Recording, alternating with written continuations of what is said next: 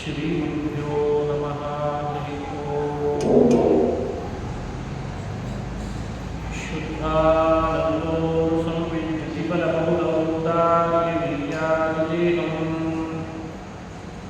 चिन्तासन्तापलेमोद्भवन्तीं कराशेषदोषादिदूरम् सद्भिर्वैराग्यभक्तिश्रुतिमतिनियतध्यानजज्ञानयोगात् गम्यं वन्दे मुकुन्दाभितमलमलं ब्रह्मवेदान्तवेद्यम् नारायणाय परिपूर्णगुणार्णवाय विश्वोदयस्थितिलयो नियतिप्रदाय ज्ञानप्रदाय विबुधासुरसौख्यवित्त सत्कारणाय वितताय नमो नमस्ते। नारायणं सुरगुरुं जगदेकनाथं भक्तप्रियं सकललोकनमस्कृतं च त्रैगुण्यवर्जितमजं विभुमाद्यमीशं वन्दे भवघ्नममलासुरसिद्धवन्द्यम् भ्रमं भङ्गरहितं अजडं विमलं सदा आनन्दतीर्थमतुलं भजे तापत्रयापहम् मूकोऽपि यत्प्रसादेन मुकुन्दशयनायते राजराजायते नित्यो राघवेन्द्रं तमाश्रये आपादमौलिपर्यन्तं गुरूणामाकृतिं स्मरेत् तेन विघ्नाः प्रणश्यन्ति सिद्ध्यन्ति च मनोरथाः। ಶ್ರೀ ಹರಿವಾಯು ಗುರುಗಳ ಚರಣಾಂಗಗಳಲ್ಲಿ ಭಕ್ತಿಪೂರ್ವಕ ಪ್ರಣಾಮಗಳನ್ನು ಅರ್ಪಿಸಿ ಮಹಾಭಾರತ ತಾತ್ಪರ್ಯ ನಿರ್ಣಯದ ಜ್ಞಾನಯಜ್ಞ ಇವತ್ತು 19ನೇ ಅಧ್ಯಾಯದಲ್ಲಿ 42ನೇ ಶ್ಲೋಕದವರೆಗೂ ಈಗಾಗಲೇ ಮುಂದೆ ನಡೆದದ್ದರಿಂದ ಅದರ ಮುಂದುವರೆದ ಪ್ರವಚನ ಪ್ರಾರಂಭ ಆಗ್ತಾ ಇದೆ. ಮಹಾಭಾರತ ತಾತ್ಪರ್ಯ ನಿರ್ಣಯ ಅಂದರೆ ಮಧ್ವಾಚಾರ್ಯರು ತಮ್ಮ ಹೃದಯವನ್ನು ಶಿಷ್ಯರಿಗೋಸ್ಕರ ಅಂತ ತೆರೆದಿಟ್ಟಿದ್ದಾರೆ. 32 ಅಧ್ಯಾಯದ ಈ ಕೃತಿ ಭಗವತ್ಪಾದರ ಮತ್ತೊಂದು ಪ್ರತಿಮೆ ಅಂತ ಭಾವಿಸ್ತಾರೆ. 32 ಲಕ್ಷಣ ಸಂಪನ್ನರಾದವರು ಭಗವತ್ಪಾದರು. ತಾತ್ಪರ್ಯ ನಿರ್ಣಯ 32 ಅಧ್ಯಾಯ ರೂಪವಾದರು. ಅದರಿಂದ ಸೂಚನೆ ಕೊಟ್ಟರು, ನಾನು ಬೇರೆಯಲ್ಲ, ನನ್ನ ಮಹಾಭಾರತ ತಾತ್ಪರ್ಯ ನಿರ್ಣಯ ಬೇರೆಯಲ್ಲ. ಯಾರು ಶ್ರವಣ ಮಾಡ್ತಾರೆ, ಯಾರು ಅಧ್ಯಯನ ಮಾಡ್ತಾರೆ, ಅವರಿಗೆ ತತ್ವಜ್ಞಾನ ಅಷ್ಟೇ ಅಲ್ಲದೆ ಇಹ ಪರಗಳಲ್ಲಿ ಬೇಕಾದಂತಹ ಅಭಿಲಾಷೆಗಳನ್ನು ಕೂಡ ಈ ಗ್ರಂಥ ಪೂರ್ಣ ಮಾಡ್ತಾರೆ. ಅಂಥ ಶಕ್ತಿ ಎಲ್ಲ ಗ್ರಂಥಗಳಿಗೆ ಇರಲ್ಲ. ಅದು ಕೆಲವೇ ಕೆಲವು ಕೃತಿಗಳಿಗೆ ಮಾತ್ರ ಆ ಶಕ್ತಿ ಬರಲಿಕ್ಕೆ ಸಾಧ್ಯ. ಇದು ವಸ್ತುನಿಷ್ಠತೆಯನ್ನು ಇಟ್ಟುಕೊಂಡು ಹೊರಟ ಗ್ರಂಥವೂ ಹೌದು. ಇದೊಂದು ಅದ್ಭುತವಾದಂತಹ ಮುಕ್ತಿಯ ಮಾರ್ಗದಲ್ಲಿ ಸಾಗುವವರಿಗೆ ಬರುವ ಪದೇ ಪದೇ ವಿಘ್ನಗಳೇನಿವೆ ಅವುಗಳನ್ನು ಪರಿಹರಿಸುವ ವಜ್ರಾಯುಧವೂ ಆ ಥರದ್ದೊಂದು ವಿಶೇಷವಾದ ಮಹಿಮೆ ಮಹಾಭಾರತ ತಾತ್ಪರ್ಯ ನಿರ್ಣಯಕ್ಕೆ. ಕೇಳ್ತಾ ಬಂದಂಥ ವಿಷಯಗಳಲ್ಲಿ ಹಿಂದೆ ಬಂದದ್ದು ಜ್ಞಾತ್ವಾ ರೋಚನವತಂ ಯುಧಿ ಭೀಷ್ಮಮುಖೈಃ ವೈಚಿತ್ರ್ಯವೀರ್ಯತನಯ ಅಭಿಯೋಧಯೇಯುಃ ಕಿಂ ನೋ ಭವೇದಿತಿ ಭಯಂ ಸುಮಹದ್ವಿವೇಶ ಭೀಮಂ ಧೃತೆ ಚ ತನಯಾ ಸಕಲಂ ಕೃತಾಯ. ಪುರೋಚನ ಅಂತ ಒಬ್ಬ, ಆ ಪುರೋಚನನನ್ನು ವಧೆ ಮಾಡಿತಾ ಇದ್ದಂತೆ. ಅದನ್ನು ತಿಳಿದು ಕೌರವರು ಭೀಷ್ಮ, ದ್ರೋಣ ಮುಂತಾದವರ ಜೊತೆಗೆ ಸೇರಿಕೊಂಡು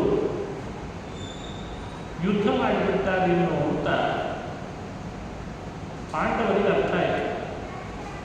ಯುದ್ಧ ಮಾಡಿಬಿಟ್ರೆ ನಮ್ಮ ಗತಿ ಏನು, ಬಹಳ ದೊಡ್ಡ ಆಪತ್ತು ಬಂತು ಅಂತ ಆ ಸಮಯದೊಳಗೆ ಆಪತ್ತು ಬರುವ ಸಂದರ್ಭ ಇತ್ತು. ಈ ಭೀಮ ಇವರನ್ನೆಲ್ಲ ಹೊತ್ತು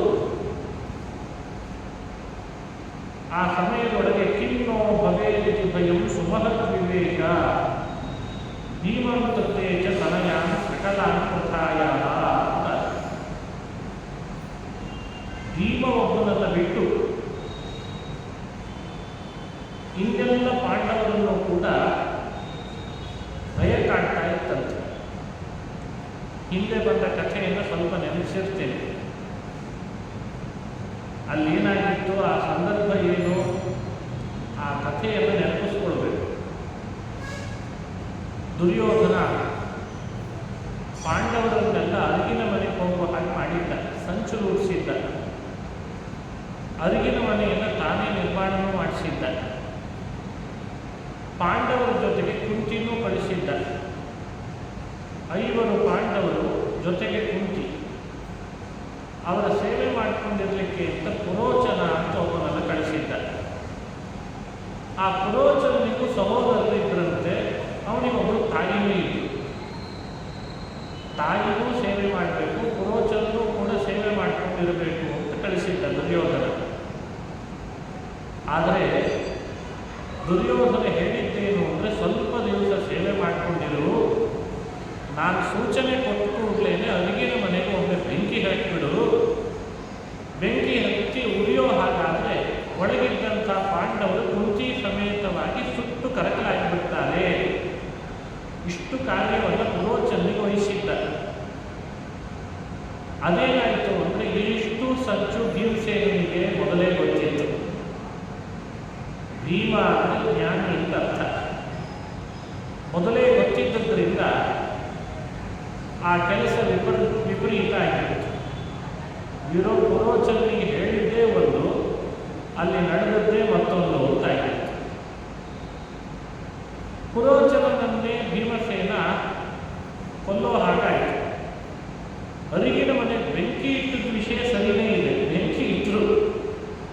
ಆದರೆ ಬೆಂಕಿ ಹಚ್ಚಿ ಸುಟ್ಟದ್ದು, ಸುಟ್ಟು ಕರಕಲಾಗಿದ್ದು ಪಾಂಡವರೂ ಅಲ್ಲ, ಕುಂತಿನೂ ಅಲ್ಲ.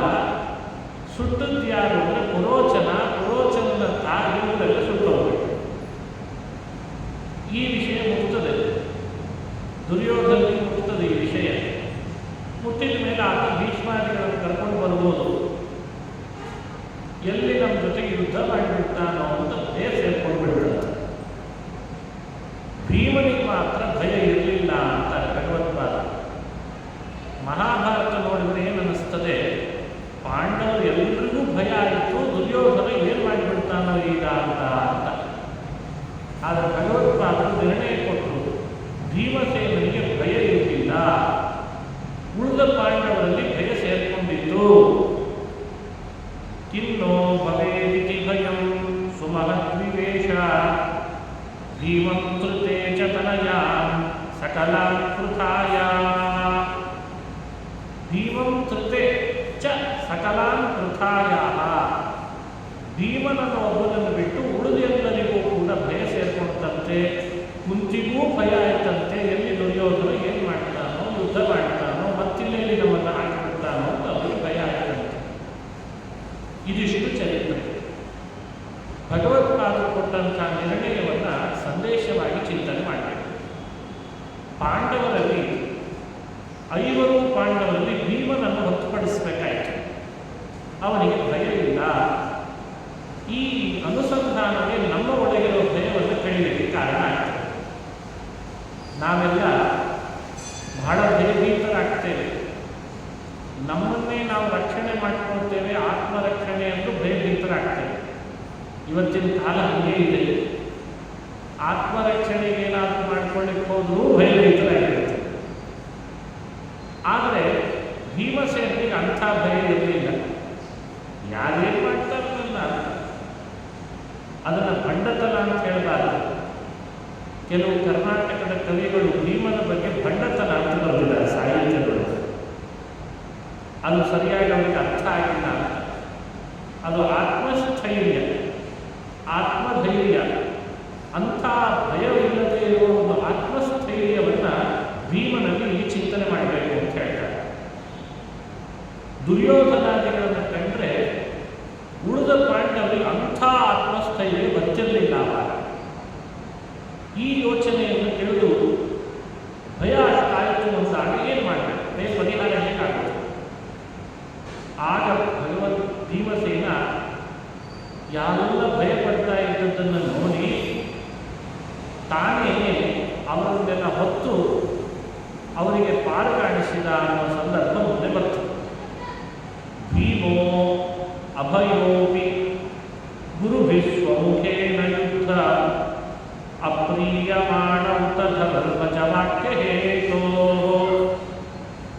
ಊಹ್ಯೈವ ತಾನ ಪ್ರಿಯಯೋ ಜುನದೀಂಚ ತೀರ್ತ್ವಾ ಛತ್ತಾತಿ ಸ್ಪೃಷ್ಟಂ ಛತ್ತಾತಿ ಸೃಷ್ಟಂ ಅಧಿರುಹ್ಯ ಜಲಪ್ರಯಾಣ.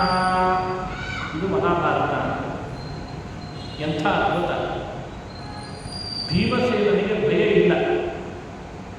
ಆದರೆ ಒಂದು ವಿಷಯದಲ್ಲಿ ಭೀಮಸೇನ ಬಹಳ ಯೋಚನೆ ಮಾಡ್ತಿರ್ತಾನಂತ. ದುರ್ಯೋಧನ ಈಗ ಯಾರನ್ನು ಕರ್ಕೊಂಡು ಬರ್ಬೋದು ಯುದ್ಧ ಮಾಡಲಿಕ್ಕೆ? ಭೀಷ್ಮರನ್ನ ದ್ರೋಣರನ್ನೇ ಕರ್ಕೊಂಡು ಬರ್ತಾರೆ. ಒಂದು ವೇಳೆ ಯುದ್ಧ ಮಾಡಿದರೆ ಸರಿ, ನಾವು ಯುದ್ಧ ಆವಾಗ ಯಾರ ಜೊತೆಗೆ ಮಾಡಬೇಕಾಯ್ತು? ದುರ್ಯೋಧನ ಕರ್ಕೊಂಡು ಬಂದ ಭೀಷ್ಮರ ಜೊತೆಗೆ ದ್ರೋಣರ ಜೊತೆಗೆ ಯುದ್ಧ ಮಾಡಬೇಕಾಯ್ತು. ಎಷ್ಟೇ ಆಗಲಿ ನಮ್ಮ ಗುರುಗಳಲ್ಲೇ ನೋಡಿ ಭೀಮನ ಯೋಚನೆ.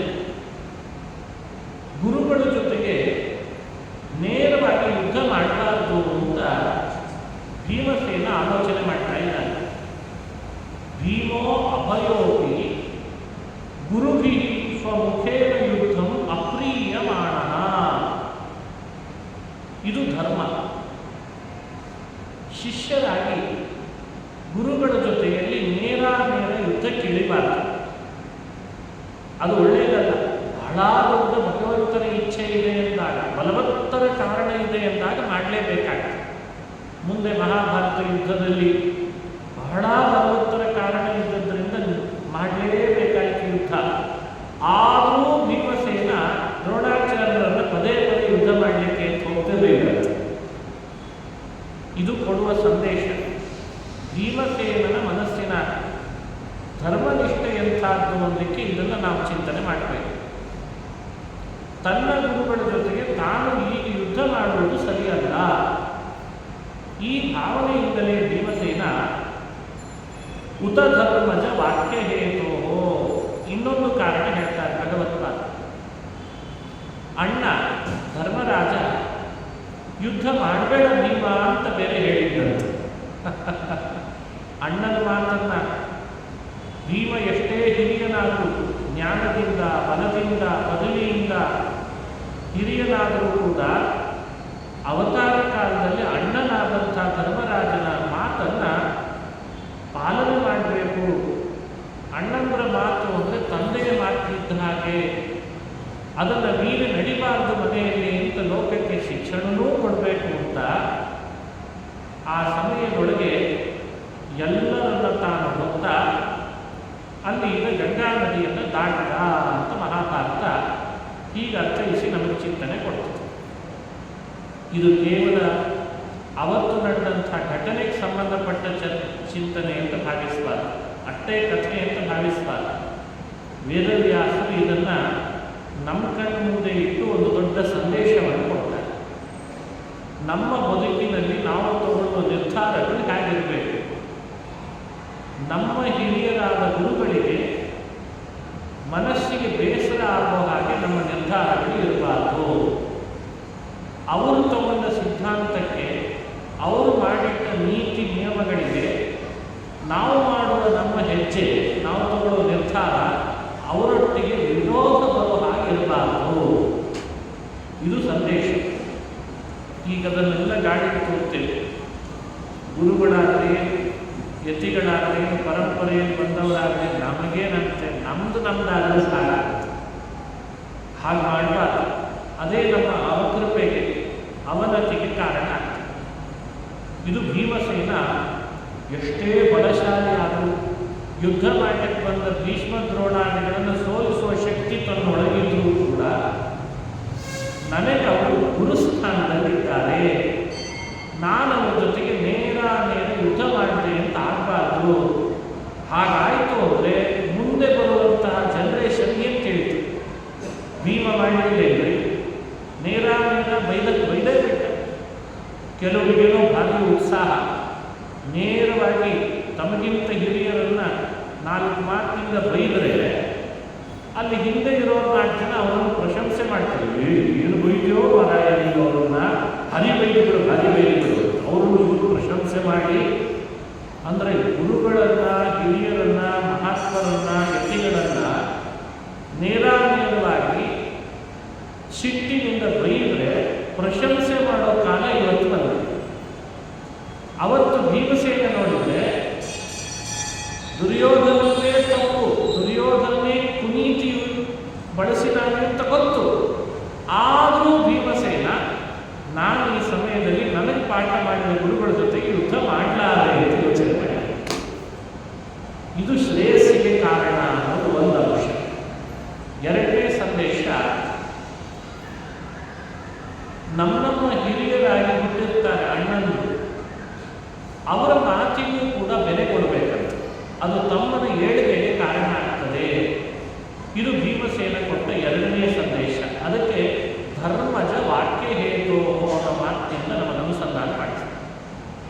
ತಮ್ಮಂದರಿಗೆ ಏಳಿಗೆಯನ್ನು ಅಣ್ಣ ಬಯಸಬೇಕಾದದ್ದು ಅವನೂ ಕರ್ತವ್ಯ, ತಮ್ಮನಾದನ್ನು ಅಣ್ಣನ ಮಾತು ಮೀರಿದಂತೆ ನಡಿಬೇಕಾದದ್ದು ಅವನಿಗೂ ಕರ್ತವ್ಯ.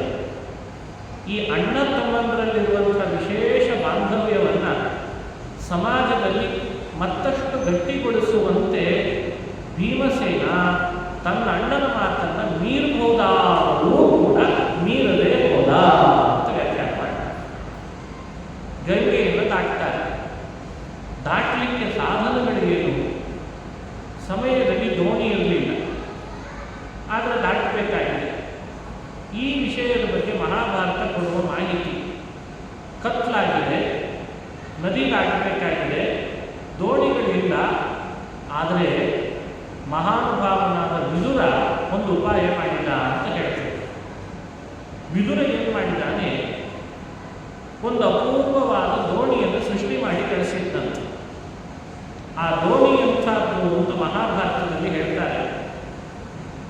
ಅದಕ್ಕೆ ಯಾಂತ್ರಿಕವಾದ ವ್ಯವಸ್ಥೆ.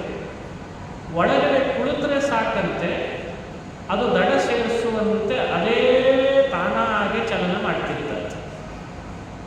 ಅಂಥ ದೋಣಿಯನ್ನು ಆ ಕಾಲದಲ್ಲಿ ವಿದುರ ಸೃಷ್ಟಿ ಮಾಡಿಸಿದ್ದಂತೆ. ಅದನ್ನು ಸ್ಪಷ್ಟಪಡಿಸಿ ಹೇಳ್ತಾರೆ ಭಗವತ್ಪಾದರು. ಛತ್ರ ಅತಿಸೃಷ್ಟಂ ಅಧಿವಿಹ್ಯ ಜಲಪ್ರಯಾಣ ಅಂತ ಅನ್ನೋ ಮಾತಿದೆ. ಅತಿಸೃಷ್ಟಂ ಛತ್ರ ಅಂತ ಇಷ್ಟು ಹೇಳಿದ್ದಾರೆ. ಮಹಾಭಾರತದಲ್ಲಿ ಆ ವಾಕ್ಯವನ್ನು ಈರುಡೆ ಕೊಟ್ಟಿದ್ದಾರೆ. ವಿದುರ ತಯಾರು ಮಾಡಿಸಿದಂಥ ದೋಣಿ ಅಂದರೆ ದೋಣಿ ಒಳಗೆ ಒಂದು ಯಾವುದೋ ಯಂತ್ರ ಕೂಡಿಸಿದ್ರಂತೆ. ಆ ಯಂತ್ರದ ಪ್ರಭಾವ ಹೇಗಿತ್ತು ಅಂದರೆ ನಾವು ನೀವು ಚಾಲನೆ ಮಾಡಬೇಕಾಗಿಲ್ಲ, ತಾನಾಗೆ ಪಾಂಡವರು ಕೂತು ಕೂಡಲೇ ನದಿಯಲ್ಲಿ ಸಂಚರಿಸಿಕೊಂಡು ಹೋಗಿ ದಡ ಸೇರಿಸಿಬಿಡ್ತಂತೆ. ಇದೆಂಥ ಅದ್ಭುತವಾದ ವಿಷಯ ನೋಡಿ. ಮಹಾಭಾರತದ ಒಂದೊಂದು ಪ್ರಸಂಗ ನಮ್ಮ ಇವತ್ತಿನ ಲೋಕದಲ್ಲಿ ನಡೀತಾ ಇರುವಂಥ ಬಹಳ ಮುಂದುವರೆದಿದ್ದೇವೆ ಅಂತ ಏನಿದೆ ಅಲ್ಲ, ನಾವು ಎಷ್ಟು ಹಿಂದಿದ್ದೇವೆ ಅನ್ನೋ ಹಾಗೆ ಮಾಡಿಸ್ಬಿಡ್ತೀವಿ. ಯಾಕಂದರೆ ಇವತ್ತು ಸ್ವಯಂ ಚಾಲಿತವಾದದ್ದನ್ನು ನಮ್ಮಲ್ಲಿ ಸೃಷ್ಟಿ ಮಾಡಿದ್ದಾರೆ, ಮಾಡಲಿಕ್ಕೆ ಪ್ರಯತ್ನ ಪಡ್ತಿದ್ದಾರೆ. ಅದಕ್ಕಿಂತಲೂ ಮತ್ತೆ ಮತ್ತೆ ಮಾಡಬೇಕು ಅಂತಿದ್ದಾರೆ. ಇವತ್ತಿನ ಕಾರುಗಳಲ್ಲಿ ಬಹಳ ದೊಡ್ಡ ದೊಡ್ಡ ಫ್ಯೂಚರ್ಸ್ ಇದೆ. ಅಡ್ಯಾಸ್ ಅಂತ ಕರೀತಾರೆ ಅದಕ್ಕೆ, ಅಡ್ಯಾಸ್ ಫ್ಯೂಚರ್ ಅಂತ. ಕಾರು ತಾನಾಗೆ ಚಲನ ಮಾಡ್ತಿದೆ, ಮುಂದೆ ಹಂಪು ಬಂದರೂ ಕೂಡ ತಾನಾಗೆ ನಿಧಾನವಾಗಿ ಹಂಪನ್ನು ಮುಂದೆ ತಗೊಂಡು ಅಷ್ಟು ಫ್ಯೂಚರ್ಸ್ ಬಂದಿದೆ. ಅವತ್ತಿನ ಕಾಲದಲ್ಲೂ ಕೂಡ ವಿದುರ ತಯಾರು ಮಾಡಿದ ದೋಣಿ ಹಾಗಿತ್ತು ಅಂತ ಮಹಾಭಾರತ ಹೇಳ್ತಾರೆ. ಅದಕ್ಕೆ ಚಾಲಕ ಬೇಕಾಗಿರಲಿಲ್ಲ, ತಾನಾಗಿ ಅದು ಮುಂದುವರೆದು ಆ ಸಮಯದೊಳಗೆ ನದಿ ದಾಟಿಸಿ ದಡ ಸೇರಿಸುವಂತೆ ಮಾಡಿಬಿಡ್ತಾರೆ. ಈ ವಿಷಯ ಮಹಾಭಾರತ ಕಾಲದಲ್ಲಿ ಇಂಥವೆಲ್ಲ ಇತ್ತು ಅಂತ ತಿಳಿತಲೋ ಇಲ್ಲ. ಅದಕ್ಕೆ ಹೇಳ್ತಾರೆ ಭಗವತ್ಪಾದರು ಮಹಾಭಾರತದ ಬಗ್ಗೆ ಆಲೋಚನೆ ಮಾಡ್ತಾ ಇದ್ದರೆ ಅಲ್ಲಿ ಇಲ್ಲದೇ ಇರೋದು ಜಗತ್ತಿನಲ್ಲಿ ಎಲ್ಲೂ ಇಲ್ಲ. ಜಗತ್ತಿನಲ್ಲಿ ಎಲ್ಲಾದರೂ ಒಂದು ಕಡೆ ಇದೆ ಅಂದರೆ ಮಹಾಭಾರತದಲ್ಲಿ ಅದು ಇದ್ದೇ ಇದೆ. ಅದೇ ಮಹಾಭಾರತ. ಯದಿಹಾಸ್ತಿ ತದನ್ಯತ್ರ ಯನ್ನೇಹಾಸ್ತಿ ನ ಕುತ್ರಚಿತ್. ಎಲ್ಲೂ ಇಲ್ಲ, ಹಾಗಾದರೆ ಮಹಾಭಾರತದಲ್ಲೂ ಇಲ್ಲ. ಮಹಾಭಾರತದೊಳಗಿದೆ ಅಂದರೆ ಎಲ್ಲೋ ಒಂದು ಕಡೆ ಇದೆ. ಎಲ್ಲೆಡೆ ಇದ್ದದ್ದೇ ಮಹಾಭಾರತದಲ್ಲೂ ಇದೆ. ಹಾಗಾಗಿ ಯಂತ್ರದಿಂದ ನಿರ್ಮಾಣ ಮಾಡಿ ಆ ದೋಣಿಯನ್ನು ಹತ್ಕೊಂಡು ಭೀಮಾದಿ ಪಾಂಡವರು ಅಲ್ಲಿ ಈಗ ದಾಟಿದರಂತೆ. ದಾಟಿ ಮುಂದೆ ಕಾಮ್ಯಕ ಅಂತ ಒಂದು ವನಕ್ಕೆ ಬಂದರು ಅಂತ ಪ್ರಸಂಗವನ್ನು ಹೇಳ್ತಾರೆ. ಇದು ಎಲ್ಲ ನಮಗೆ ಸಂದೇಶವನ್ನು ಕೊಡುವಂತಹ ಬಹಳ ದೊಡ್ಡ ಅಂಶ. ಕಾಮ್ಯಕ ವನಕ್ಕೆ ಬಂದಾಗಲೂ ಕೂಡ ಇನ್ನೂ ಪಾಂಡವರಲ್ಲಿ ಭೀಮನನ್ನು ಬಿಟ್ಟು ಉಳಿದವರಲ್ಲಿ ಸ್ವಲ್ಪ ಭಯ ಇತ್ತು. ಅಲ್ಲೊಂದು ರಹಸ್ಯದ ವಿಷಯವನ್ನು ಕೂಡ ಹೇಳ್ತಾರೆ. ವಿದುರ ಏನು ಮಾಡಿದ್ದ,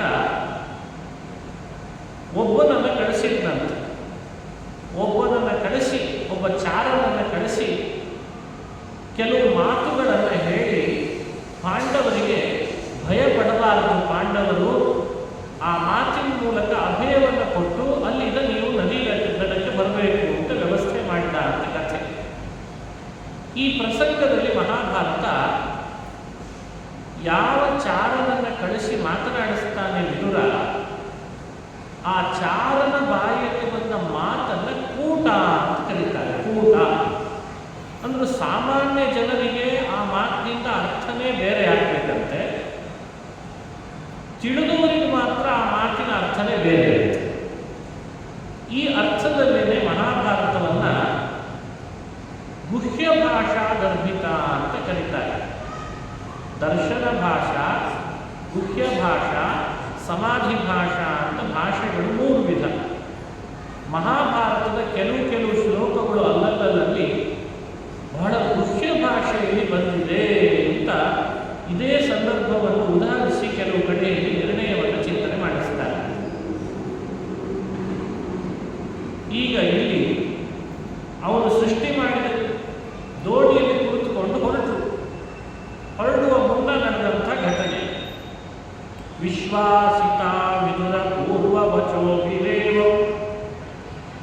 ದಾಶೋದಿತಾ ವಿರಧಿರುಹ್ಯ ಚ ಭೀಮ ಪೃಷ್ಟಂ ಸರ್ವೇ ಯಯುರ್ವನಮಥಾಭ್ಯುದಿತೆ ಚ ಸೂರ್ಯೇ ದೃಷ್ಟ್ವೈವ ಸಪ್ತ ಮೃತಕಾಂಡುಶ್ಚ ಪೌರಾಃ.